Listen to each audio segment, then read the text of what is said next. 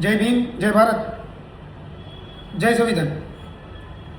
હવે કાલે વોટ્સઅપમાં 2-3 વિડીયોના કટકા આવ્યા હતા. મેહુલભાઈ મહેતા કરીને કોઈક છે રાજકોટના ભાઈ, અને યુટ્યુબ ચેનલમાં રેગ્યુલર લાઈવ હું કરતા હોય છે, જેનો મને કાંઈ વાંધો નથી. પણ જે લાઈવ હમણાં 2 દિવસ પહેલાં કર્યું હતું એમાં આ મેહુલભાઈ અને કોઈક બીજો હારે વ્યક્તિ હતો જે એને મોઢું દેખાડવામાં કોને ખબર હું દુખાવો થતો હોય, પણ મોઢું દેખાડ્યું નહીં અને પાછળનો કેમેરો ચાલુ કરીને કંઈક સંડાસ બાથરૂમના બારણા દેખાડ્યા ને ઓલા રસોડામાં કંઈક રીંગણા ડીટિયા લટકતા હતા ને. પણ એલા ભાઈ, તમારે તેવડ ન હોય તો ધંધો આમાં પડાય જ નહીં. તમારે લાઈવ થવું છે ને કોકના સમાજ ઉપર ટીકા ટિપ્પણી કરવી છે અને પછી તમારે હોં રહેતી નથી, મોઢું બતાવી નથી શકતા, તો આ ધંધો તમારે કરાય નહીં. જે ઓલા મેહુલભાઈ લાઈવ થયા હતા એ બરાબર હતું, કમસે કમ મોઢું બતાવ્યું, આમ તેવડ રાખીને મોઢું બતાવ્યું. આ તો તમારે નહીં નામ નહીં ઠામ, મા બાપ વગરના આ ધંધા કરીને તમે પાછળ મોઢા હંતાડીને ફરવાનું, સંડાસ બાથરૂમના બારણા બતાડો, આ તમારો ધંધો ન કરાય. હવે વાત હતી મેહુલભાઈની. મેહુલભાઈ, તમે જે એટ્રોસિટી બાબતની ચર્ચા કરતા હતા, જે બારામાં મેં કાલ તમને ફોન કર્યો હતો, પણ તમે જે તમારી સંસ્કૃત ભાષામાં કાલ તમે મને શ્લોક સંભળાવ્યો, પછી તમે કંઈક કોકને ફોન કર્યા કે આ ભાઈ કોણ છે ને પછી તમને કંઈક માહિતી મળી, અને પછી તમે પાછો આજે સવારમાં મને કંઈક 7-7:30 કંઈક તમને દુખાવો થયો છે, પછી તમે મને ફોન કર્યો. પણ આજે કાલ તમે કંઈક જાણકારી મેળવી લીધી હતી એટલે આજ પછી તમારી યાર પ્રેમથી બહુ મીઠી ભાષામાં વાત કરી, અંકિતભાઈ આવું નથી તેવું નથી. ઠીક છે, જે હોય તમને તમારું મુબારક. પણ જે તમે કાલે વાતો કરતા હતા અને જે કોઈ તમારા ચાહકો હતા લાઈવમાં એને તમે જે ગુમરાહ કરતા હતા, અને એમાં તમે પ્રોપર તમે વાત તો ન કરી. એમાં તમે એવું કીધું કે મર્ડર જેવો મર્ડરનો ગુનો હોય તો એમાં પીઆઈ પીએસઆઈ આવા અધિકારીઓ તપાસ કરતા હોય, પણ જ્યારે એટ્રોસિટી એક્ટ મુજબ ગુનો દાખલ થયો હોય ત્યારે સીધી ડીવાયએસપીને તપાસ સોંપવામાં આવે. એનું કારણ તમે તમારા રીતે સંભવિત કારણ તમે એવું દર્શાવ્યું કે કદાચ પોલીસ પ્રશાસનને એવી ખબર પડી ગઈ હશે કે આ લોકો ખોટી એટ્રોસિટી કરતા હશે, એવું તમે સંભવિત કારણ તમે દર્શાવ્યું. પણ હું નિયમ છે એ તો તમે જાણ્યો નહીં, જેના માટે થઈને જ મેં કાલ તમને ફોન કર્યો હતો. પણ મેં અગાઉ જણાવ્યા પ્રમાણે તમે જે સંસ્કૃત ભાષામાં બહુ સરસ મજાના શ્લોક તમે મને કીધા, કેમ કે તમને પાચન ન થયું, તમને એવું હતું કે ખાલી મને જ જ્ઞાન હોય, પણ તમને મેં નિયમ કીધો એ તમને થોડોક ભારે પડ્યો એટલે તમે થોડાક ગાળો બોલવા માંડ્યા. જે કાંઈ પણ મેં તમને પહેલાં કીધું એમ તમને તમારું મુબારક. પણ આજે જે નિયમ છે ને તમને જરીક હું તમને વાંચીને સંભળાવી દઉં. હવે નિયમમાં લખ્યું છે, an offence committed under the act shall be investigated by a police officer not below the rank of deputy superintendent of police. એટલે એનો મતલબ એ થાય, એન ઓફેન્સ એટલે કે ગુનો, કમિટેડ એટલે જેણે ગુનો કર્યો, અંડર ધ એક્ટ એટલે આ એક્ટ અંડર જે ગુનો કરનાર વ્યક્તિ હોય એની જે તપાસ છે શું છે, shall be investigated by a police officer not below the rank of deputy superintendent of police. એટલે કે આ ગુના જ્યારે થાય, આ ગુનાની અંદર જ્યારે ટૂંકમાં કોઈ ક્રાઇમ કરવામાં આવે, એટ્રોસિટી એક્ટ અંડર જ્યારે ગુનો દાખલ થાય ત્યારે જે તપાસ સોંપવામાં આવે એ ડીવાયએસપી રેન્ક કરતાં નીચેનો અધિકારી ન હોવો જોઈએ, એવું આમાં જે લખ્યું છે એ તમને કહું છું. આ મારા ઘરનું નથી, બરાબર. હવે આટલી જાણ કરવા માટે જ મેં તમને ફોન કર્યો હતો. તમે એ વિડીયોના સ્ટાર્ટિંગમાં તમે એવું કહેતા હતા કે આપણે જ્ઞાનની ચર્ચા કરશું, પણ તમારું જે જ્ઞાન હતું એ મેં જોયું એટલા માટે થઈને આમાં જે આપ્યું છે ને આ મારા ઘરનું નથી.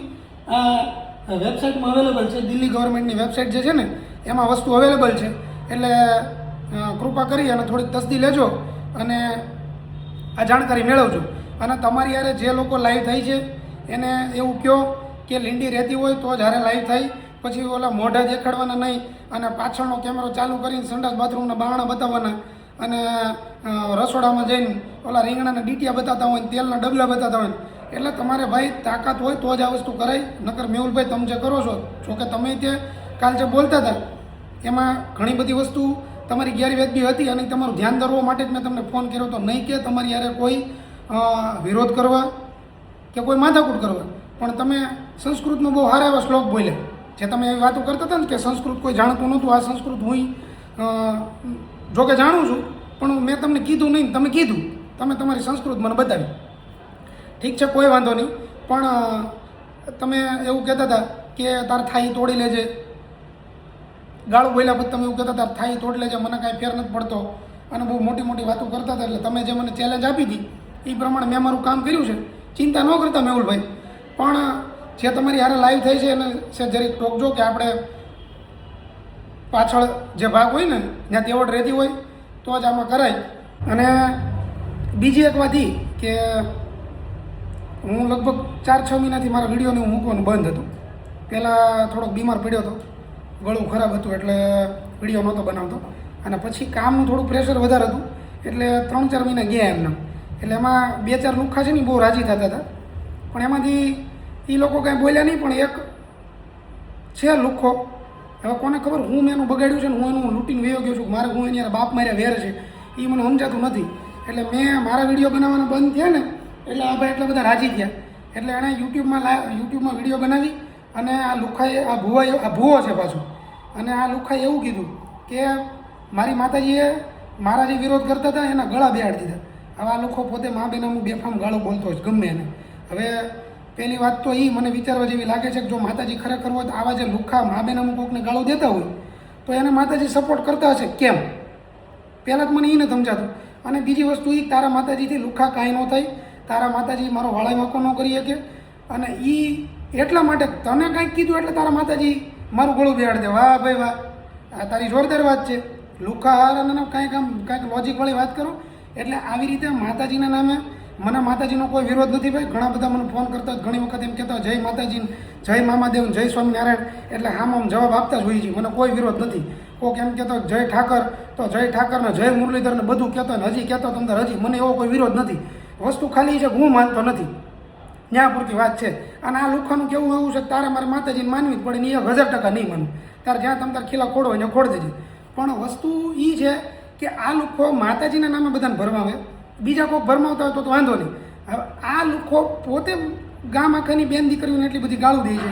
હવે એક જરીક એટલું તમે વિચારજો કે આવા લુખ્ખાઓને માતાજી સપોર્ટ કરે કે ન કરે. એટલે મારે જે વિડીયો બનાવવાનું બંધ થયું હતું ને ભાઈ, એ હું મારા ધંધામાં વ્યસ્ત હતો એટલા માટે જ થયું હતું. કોઈ માતાજી પિતાજીના પ્રકોપથી નહોતું થયું, અને એવું ક્યારે ભવિષ્યમાં ક્યારેય થાય નહીં. અને જો થતું હોય તો એકવાર ફાઇનલ એક ઝટકે પૂરું કરી નખાય. એક ઝટકામાં મારું કાજળ કઢાવી નાખો. તમારા માતાજીને, પિતાજીને, દેવી દેવતાને જેને તમારે કહેવું હોય તો એને તમે રજૂઆત કરો અને મારું હાવ પૂરું થઈ જાય ને એવું કરો. આ ખાલી ગળા ખરાબ કરી નાખવા, આ તો મારે ગળું બેસી ગયું, મને કાંઈક તકલીફ થઈ હતી, જે કાંઈ પણ શરદી ઉધરસ થયા છે એમાંથી મારે થોડુંક વધી ગયું, ઠંડા પાણી પીવાને લીધે કે જે કાંઈ પણ તકલીફ થઈ એને પીવાને લીધે મને કાંઈક થયું, એટલે ઓલા હારે છોડી દીધું કે મારે માતાજીએ કરી નાખ્યું. એટલે પણ કાંઈક તો ભોંઠીના પડો એ, કાંઈક તમે બેફામ સીધા જેમ ફાવે એમ હાલી નીકળો છો, કાંઈક તો શરમ કરો યાર. હાવ હાર અને કાંઈક થયું તો કે મારી માતાજી કરે, તારી માતાજી તારું હારું નથી કરી શકા, એ મારું બગાડી શકે. તું ટેમ્પા હાંકસ ને આ બધા તું દલાલા કરસ યુટ્યુબમાં, અને પછી ફાટી રહે એટલે ઘડીક અમારી બાજુ આવવાનું, પછી ઘડીક પાછું ઓલાની બાજુ વયું જવાનું. એટલે આ બધા દલાલા કરવાના, આમથી આમ, આમથી આમ, આમથી આમ, આમથી આમ, બસ આ સિવાય તારો કોઈ ધંધો નથી. ફાટી રહે એટલે પાછું આ બાજુ આવવાનું, અને પછી પાછું બધાને એવું કહે કે મને અંકિતભાઈ વાઘેલા કોઈ વાંધો નથી, પણ આજે વાંધો હોય તો મને ફેરવું પડે. વાંધો તું લડ્યા રાખ અંદર જાતર જ્યાં ખીલા મારવાને મારી દે. તો આની પહેલાં મને કહેતો હતો હું આમ તોડ લઉં તો આમ તોડ લઉં, કાંઈ તૂટે નહીં ભાઈ. એવો કાંઈ ફેર જ ન પડતો હોય. ફેર તને પડે, તારી માં ફરિયાદ થઈ એટલું તું આવ્યો દલાલા કરવા, બધાને માંડ્યો ફોન કરવા, આને તેને ઓલાને પેલાને. મને કાંઈ વાંધો નથી ને તમે તો બહુ સારા માણસો ને પછી તું ગાણા ગાવા માંડ્યો. હારા નાના ભોંઠા પડો, કાંઈક સીધા લઈને હાલી જ નીકળ્યા છો. દાઢી મૂછ કરાવવાના પૈસા નથી, અને તમે એમ કહો કે આમ છે ને તેમ છે ને. હવે માતાજી તમારું સારું નથી કરી શકા, અને તમે આ બધા લુખ્ખા પાછા એમ કે મારી માતાજી આમ કરી નાખું. એટલે ભલામણા કાંઈક ભોંઠા પડો અને કાંઈક શરમ રાખો. આમ મોઢું ધોવો ત્યારે કાંઈક હાથ અડે છે કે નહીં, નાક આડું આવે છે કે નહીં, કે નાક કાન વગરના છો, કે પછી આ ઓલાની જેવી કહેવત છે ને કે નાગો હોય નાગાની ગેંડે બાવળ ઉગે, તો કે સારું લ્યો મારે છાંયો થયો. આ એની જેવું છે. આ નાગો છે, અને વાંય બાવળ ઉગ્યો તો એને એમ નહીં થાય કે ભાઈ મારે વાયેલા ભાગમાં બાવળ ઉગ્યો છે તો મારે બજારમાં મારે નીકળવું કેમ, માર્કેટમાં જવું કેમ. આ એમ કે ખારું મારે છાંયો થયો, તડકાને મારે છાંયો ને, મને તડકો ન લાગે. એટલે નપાવટ થોડીક શરમ કર લુખ્ખા, અને માતાજીના નામે આ બધો બફાટ મારવાનું બંધ કરી દે. માતાજી તને ક્યાંય જરીકે સપોર્ટ કરે એમ નથી. એટલે આવા બધા ધુતારાવાળા બંધ કરી દે, બરાબર ને. મારા જાળા બિલકુલ મહેરબાની કરીને લેતો નહીં, કેમ કે મને તારી યારે લવ કરવામાં સહેજ રસ નથી, કેમ કે તું લોકલ છો. હા લોકલ છો, લોકલ હોય ને, લોકલ પાસે તું લોકલ કહેવાય. જે લોકલ માણસ હોય ને એ તને લોકલ કહીએ કે એટલો તું લોકલ છો. એટલે મહેરબાની કરીને તારે મારા જાળા ન લેવાય. જય ભીમ, જય ભારત, જય સંવિધાન.